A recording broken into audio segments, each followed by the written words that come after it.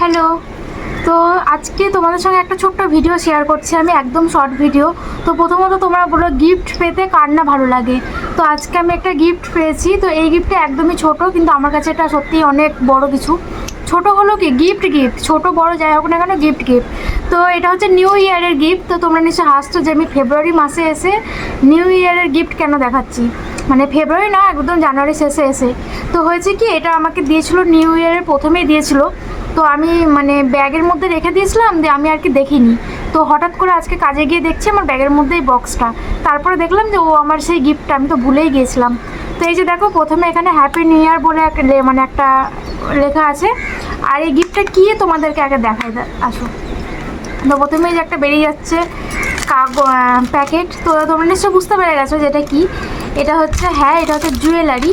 তো জুয়েলারিটা এত সুন্দর, এত সুন্দর, আমি তো জাস্ট ফিদা হয়ে গেছি। তো এই যে দেখো, এটা হচ্ছে জুয়েলারিটা। দেখো কত সুন্দর লাগছে গলায়, তাই না? সেই সুন্দর। দাদা এক সেকেন্ড, সেই সুন্দর। চুলটা সরাই। তো আজকে আমি কাছ থেকে বাড়ি এসেই ভাবলাম তোমাদেরকে আগে এটা শেয়ার করি। কত সুন্দর দেখো ডিজাইনটা, অনেক সুন্দর। এটা কে দিয়েছে বলি, আমি যার কাজ করতে যাই সেই ম্যাডাম দিয়েছে আমাকে। মানে সেও যে আমার কথা ভেবেছে এটাই অনেক, যাই হোক।